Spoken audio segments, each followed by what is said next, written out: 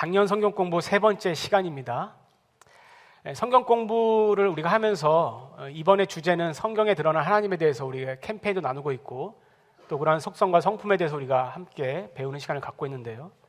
성경에 대해서 굉장히 방대한 주제와 방대한 양과 방대한 그 내용들이 있기 때문에 다 다룰 수는 없습니다.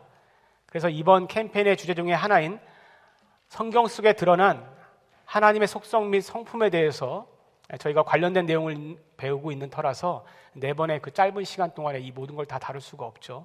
그래서 몇 가지 관련 주제만 지금 다루고 있는 것입니다.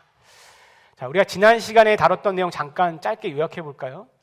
첫 번째 시간 때에는 우리가 하나님께서 우리로 하여금 하나님을 알 수 있게 해주시는 두 가지 계시가 있다고 얘기를 했습니다. 그러니까 우리가 아무리 하나님을 찾으려고 해도 하나님께서 계시하지 않으시면 우리가 하나님을 알 수 없는 것이죠. 그래서 그것을 일컬어서 일반 계시와 특별 계시라고 여러분과 말씀을 나눴고요.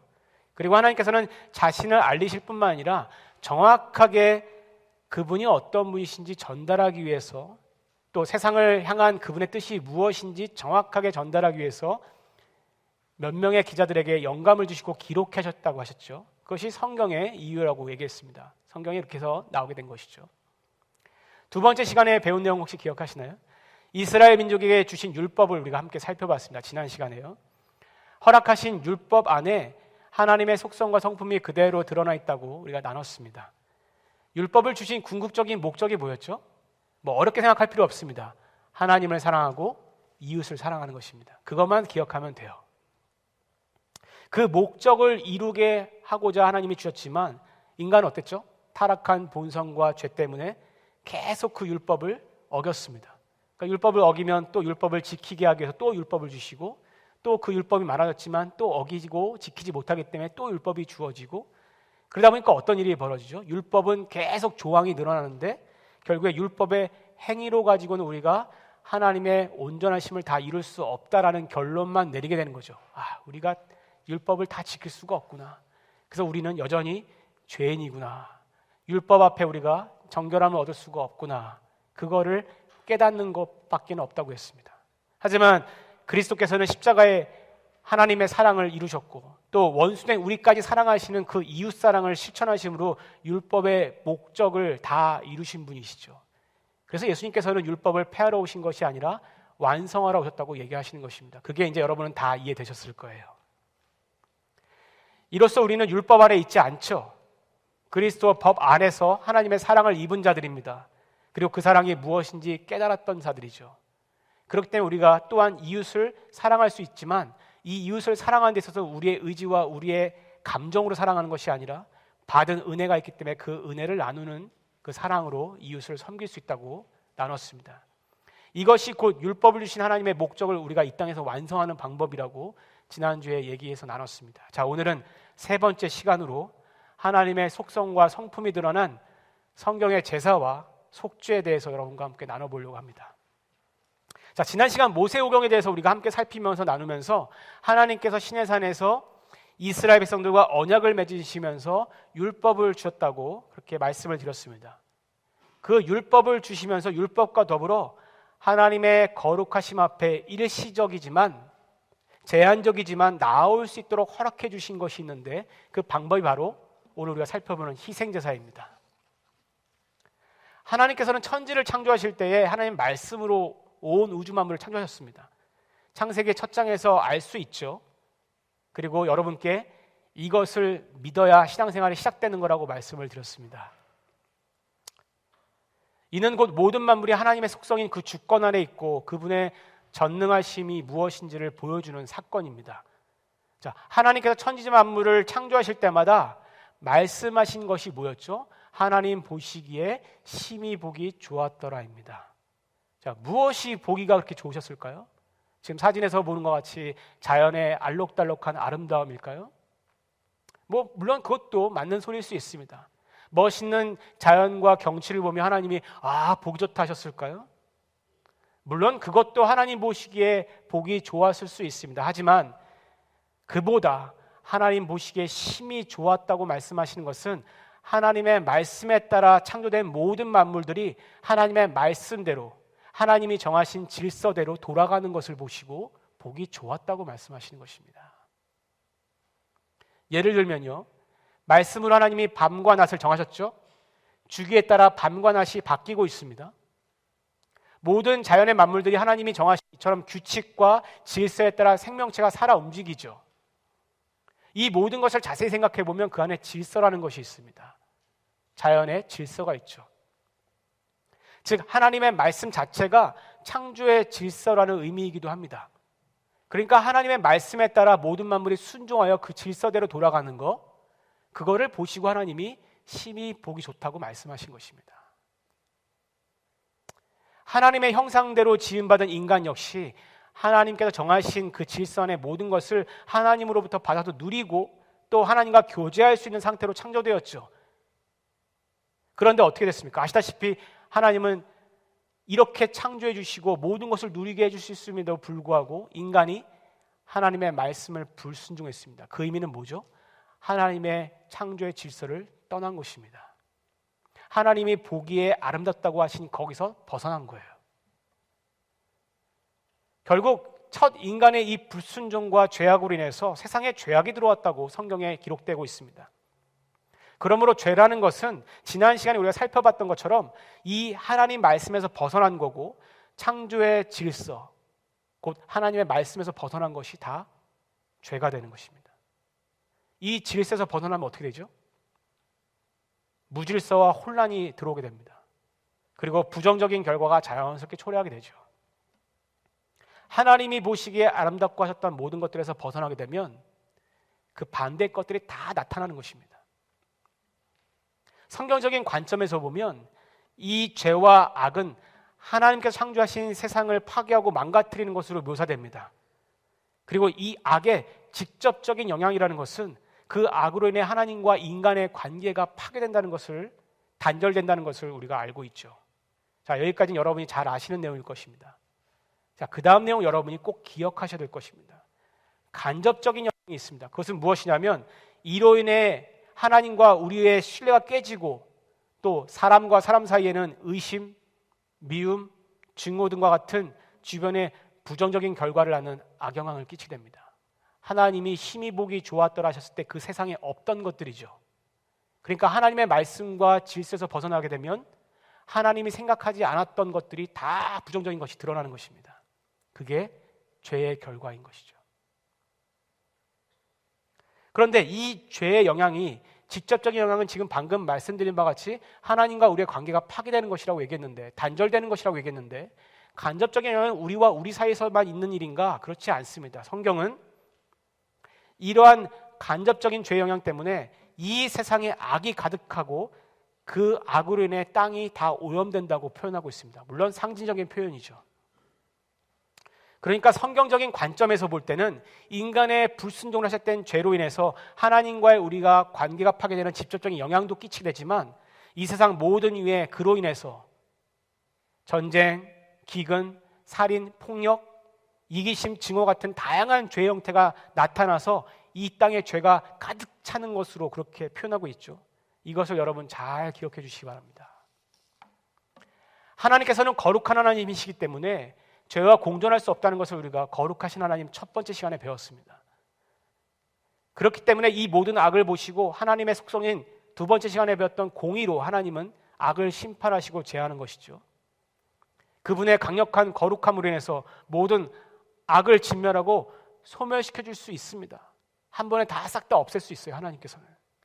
분명 하나님은 그럴 수 있는 전능하신 분이라는 걸 우리가 알고 있죠.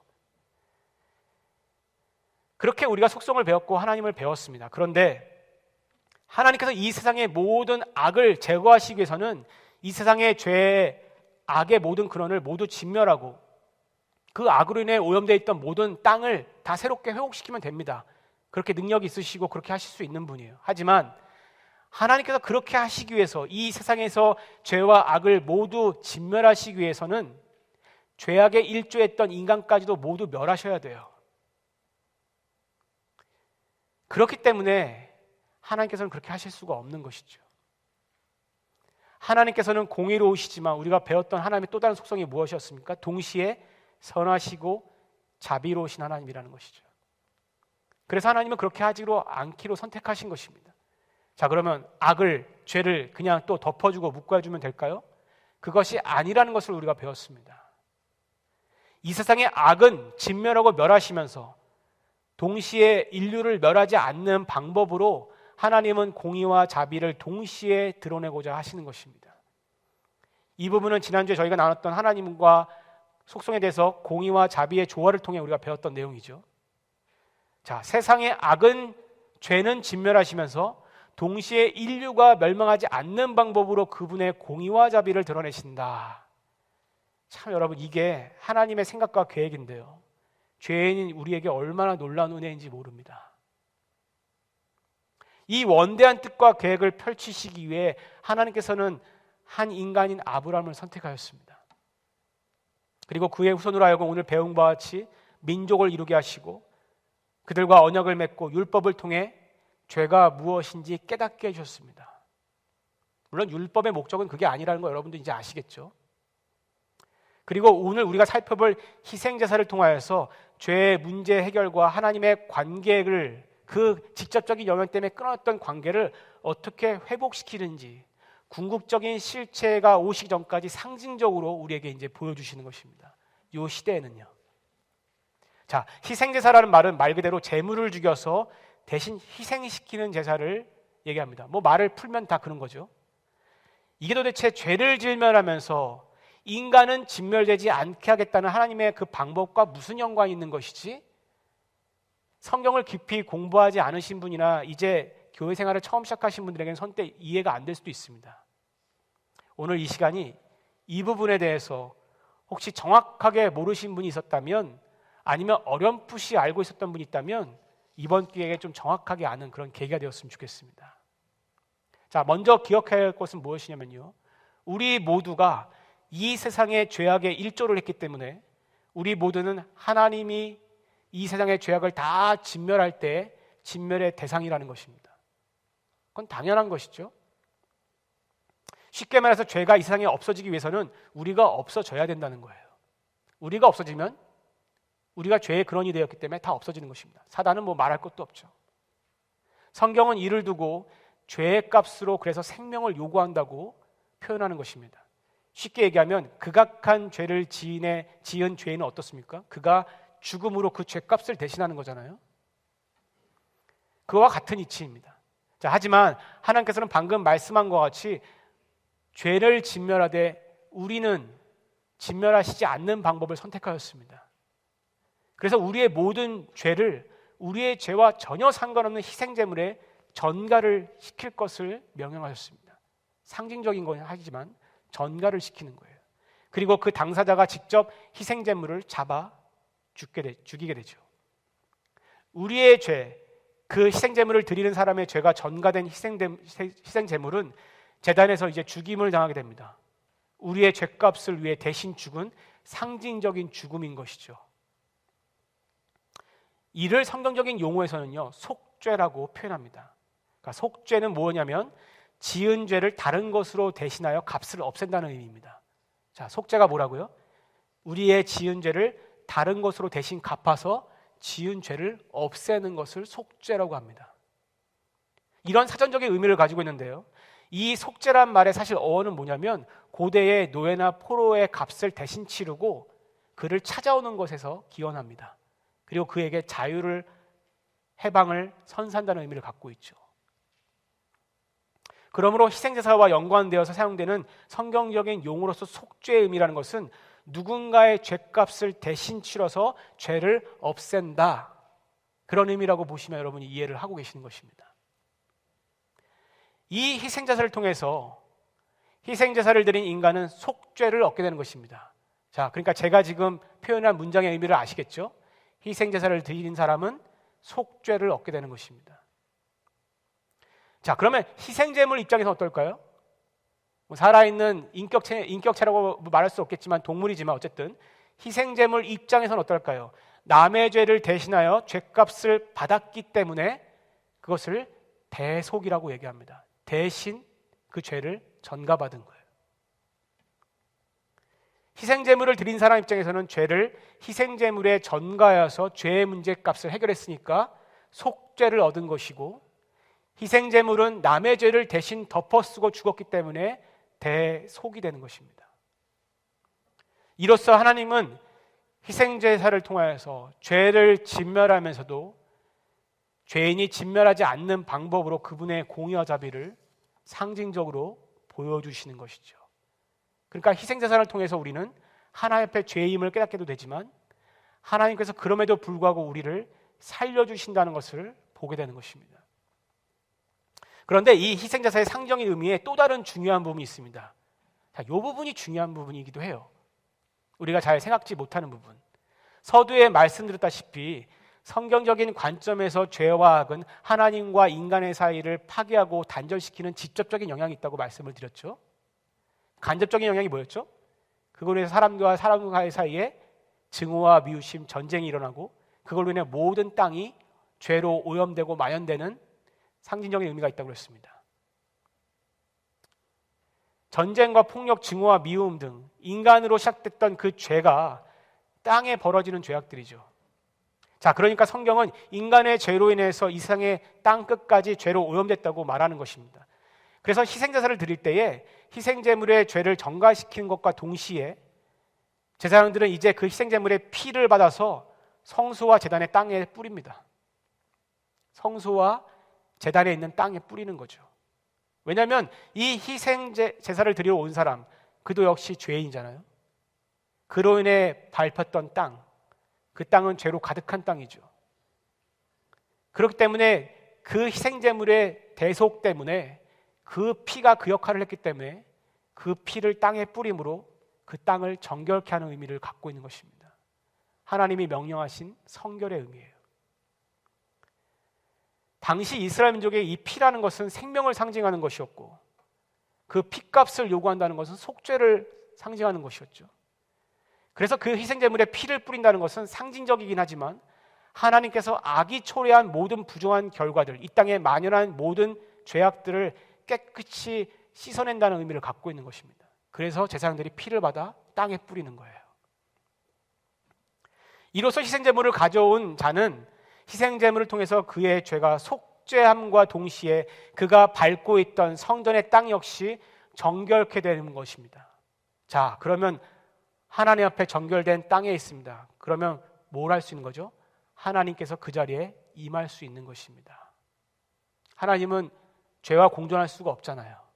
그런데 이제 죄인도 속죄를 받았고 그가 머무르는 땅도 정결케 되었습니다. 그래서 하나님이 그 자리에 임재해 주시는 거예요. 그래서 그 자리에서 하나님과 화목할 수 있는 것입니다. 그 상징적인 의미가 있기 때문에 그렇게 한 것입니다.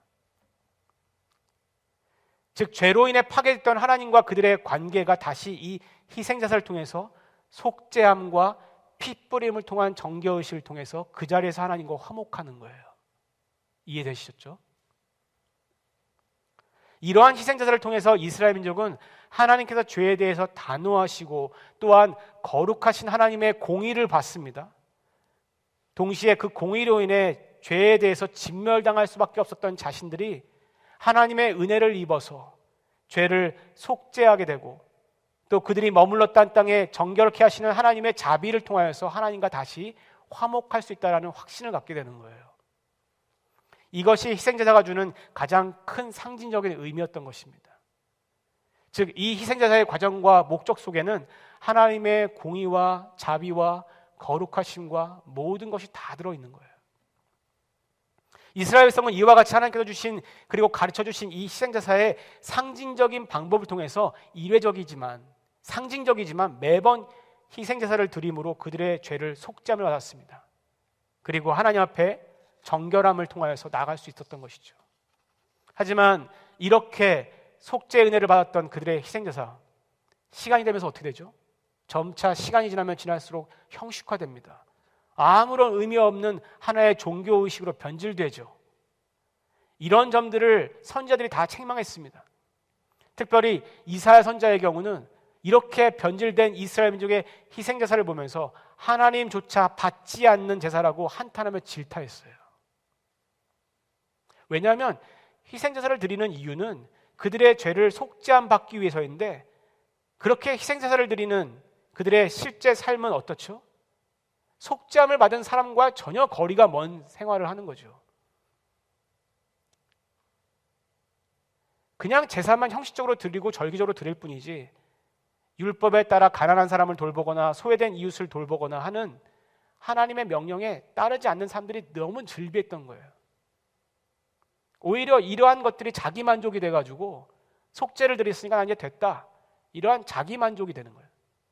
여러분, 제가 예배에 대해서도 한번 얘기했지만 예배는 우리의 만족으로 끝나면 절대 안 됩니다.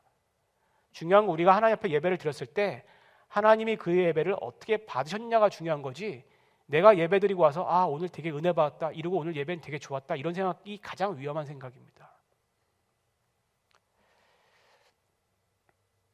그러한 생각들이 당시에 이스라엘 백성들에게 있었던 것이죠. 그러한 생각을 갖게 되면 예배는 메마르게 되어 있습니다. 하나님에 대한 갈급함이 사라집니다. 그리고 자꾸 사람만 보게 됩니다. 이들에게 있었던 형식적인 메마름이 그래서 시작된 것이죠. 늘 삶 속에 벌어지는 그러한 죄악들이 만연한데도 아무런 죄에 대한 회개와 깨달음도 없이 그저 무의미한 희생제사만 드린다 해서 진정한 속죄가 이루어지지 않고 있었던 것이죠. 여전히 그들의 삶은 죄로 가득했습니다. 직접적인 영향과 간접적인 영향이 늘 있었던 것이죠. 그래서 죄가 늘 땅에 만연했던 거예요. 이사야 선지자는 바로 이런 점을 책망하면서 후에 하나님께서 보내실 메시아가 이 땅에 오시는 그날은 진정 하나님의 말씀을 그대로 순종하며 죄로 가득했던 이 땅에 의와 거룩함을 세우고 모든 인류가 매번 반복해서 저질렀던 그 죄의 문제를 단번에 해결해서 하나님과 화목해 할 거라고 얘기하죠. 어떻게 말이죠? 그분이 직접 완전한 희생제물이 되어서 인류의 모든 죄를 대속하여서 죄를 덮어쓰고 대신 죽음으로 인류에게 속죄를 주시는 것입니다. 실제로 예수님은 이러한 이사야의 선지자의 예언을 들어서 인자가 온 것은 섬기려 하고 자기 목숨을 많은 사람의 대속물로 주려고 하심이라고 얘기하셨죠. 이제 대속과 속죄를 이해하시는 분은 이 말씀을 정확히 이해하실 것입니다. 예수님은 희생제물이 되기 위해 오신 거예요. 즉 이사야의 예언을 통해 그대로 성취하러 오셨음을 밝힌 거죠. 그래서 침례 요한은 예수님을 보면서, 공생애를 시작하는 예수님을 보면서 침례를 받으러 오셨을 때 뭐라고 얘기하죠? 보라, 세상 죄를 지고 가는 하나님의 희생제물이라고 얘기했습니다. 어린 양이라고 얘기하는 거예요. 예수님의 말씀을 제대로 이해하지 못했던 그들의 제자들, 그리고 역시 후에 예수님께서 십자가에 죽임을 당하자마자 이사야의 예언처럼 예수님이 이 땅의 모든 인류의 죄를 속죄하기 위해 오셨던 그 희생제물이라는 것, 즉 대속물이라는 것을 나중에 깨닫게 되죠. 십자가의 죽으심이 인류를 향한 하나님의 속죄의 완성임을 그때 가서 다 깨달은 거예요. 그래서 신약의 수많은 기자들은 이러한 예수님이 우리의 모든 죄를 속죄해 주셨을 뿐만 아니라 또한 아까 뭐였죠? 정결케 해준다고 얘기하는 거예요. 희생제물의 피가 생명을 상징했듯이 예수님께서 십자가에서 흘리신 그 보혈이라는 것은 우리에게 새 생명을 주었죠. 희생제물의 피가 뿌려진 것은 어떻게 되죠? 정결케 됐다고 그랬습니다. 그래서 하나님과 화목을 이루는 장소가 되었어요. 그러므로 그분의 피가 상징적이지만 우리 마음에 임하면 우리 마음은 어떻게 되죠? 우리 마음이 정결케 되는 것입니다. 그래서 성령 하나님께서 우리 마음에 거주하시게 되시는 거예요. 물론 이러한 모든 것은 죄인이 죄인임을 인정하고 예수 그리스도를 구주로 진정한 영접한 이들의 믿음 가운데 일어나는 역사죠. 그냥 아무에게나 주어지는 것이 아니잖아요. 여기서 한 단계 더 나아가서 예수님은 대속물 되심, 그리고 십자가에서 속죄하심은 곧 예수님의 죽으심으로 인해 우리가 하나님 앞에 죄를 용서받게 되었는데요. 성경은 여기서 끝이 아닙니다. 예수님은 또한 죽으시고 부활하신 분이라고 말씀하죠. 영원한 생명이 되시고 우리에게 소망이 되셨다고 알려줍니다. 그래서 그분은 지금도 살아계셔서 예수 그리스도를 믿고 영접하는 자에게 뭐 하고 계신 거죠? 계속적으로 속죄 사역을 계속하고 계시는 거예요. 그래서 저와 여러분도 예수님을 믿는 순간에 성령 하나님의 능력에서 우리 마음 가운데 계속 속죄 사역이 일어나고 있는 거예요. 그 피로 정결케 되고 성령 하나님이 우리의 마음 가운데 거주하시는 것입니다. 이 사역이 지금 계속 일어나고 있는 거예요. 예수님이 십자가에서 죽으시고 그걸로 끝났다면 그냥 죄값만 페이오프 되는 거예요. 이 사역은 없습니다. 그런데 예수님이 부활하셨기 때문에 이 사역이 계속 가능한 거예요. 지금도 수많은 사람들이 주님께 돌아오는 역사가 일어나는 것입니다. 저와 여러분이 전해야 될 것이 무엇이죠? 이겁니다. 부활하신 예수님을 전하는 거예요. 왜냐하면 그 부활하신 예수님이 하는 사역이 속죄의 사역이기 때문에 그렇습니다. 지금까지 구약의 희생제사가 그림자였다면 예수님의 십자가 희생은 실체인 것이죠. 지금까지는 다 상징적인 의미였다면 예수님이 그 상징의 의미를 다 실제로 이루신 거예요. 그리고 여전히 유효한 것입니다. 그렇기 때문에 더 이상 우리는 구약시대처럼 이제 제물 가져오고 잡고 희생제사를 드릴 필요가 없는 거예요. 희생 제물을 통해 속죄함을 받을 필요가 없습니다. 왜냐하면 예수님이 이제 이 일을 다 이루셨기 때문이죠. 그리고 우리의 마음 가운데 뭐 하고 계신다고요? 속죄 사역을 계속 하고 계시잖아요. 그러니까 우리가 제물을 가져올 필요가 없어요. 이제는 뭐 하면 되죠? 주님이 말씀하신 대로 주님께 용서함을 구하면 되는 것입니다. 이로 인해 예수님의 부활을 실제로 목격했고 예수님의 십자가의 영원한 속죄를 깨달았던 초대교인들은 그래서 그 이후로 율법에 따른 제사를 드리지 않는 거예요. 다만 예수님을 구주로 영접한 자들에게는 예수님께서 십자가에 죽기 전에 후에 두 가지의 의식을 꼭 하라고 말씀하셨죠. 두 가지 의식을 직접 가르쳐 줬습니다. 사람들이 만든 게 아니에요. 예수님이 직접 하라고 명하신 두 가지 의식이 있습니다. 우리가 정기적으로 행하는 주의 만찬과 침례입니다. 예수님께서 십자가에 죽기 전에 제자들과 함께 최후의 만찬을 드셨죠. 그때 예수님께서 포도주와 빵을 나누시면서 이것이 곧 나의 피, 나의 몸을 상징하는 거라고 말씀하셨습니다. 그리고 먹고 마시라고 하셨죠. 즉 예수님의 이러한 말씀은 곧 십자가에서 피 흘리고 살이 찢겨 죽게 되실 그분의 죽음이죠. 이 땅에 대속물로 오신 것을 말씀하신 거였습니다. 이 주의 만찬을 통해 우리는 우리의 죄를 위해 피 흘리신 그 피를 상징하는 포도주를 마심으로써 그리스도의 피의 속죄의 의미가 무엇인지를 깨닫게 되는 거예요. 기억하게 되는 거예요. 감사하게 되는 거예요. 또한 십자가에서 찢기신 그 살을 상징하는 빵을 대하면서 그 빵을 먹음으로써 그리스도께서 우리를 대신하여 속죄물로 내어주신 그 희생을 또한 기억하는 거죠. 이것을 예수님께서 명령하셨어요. 하라고.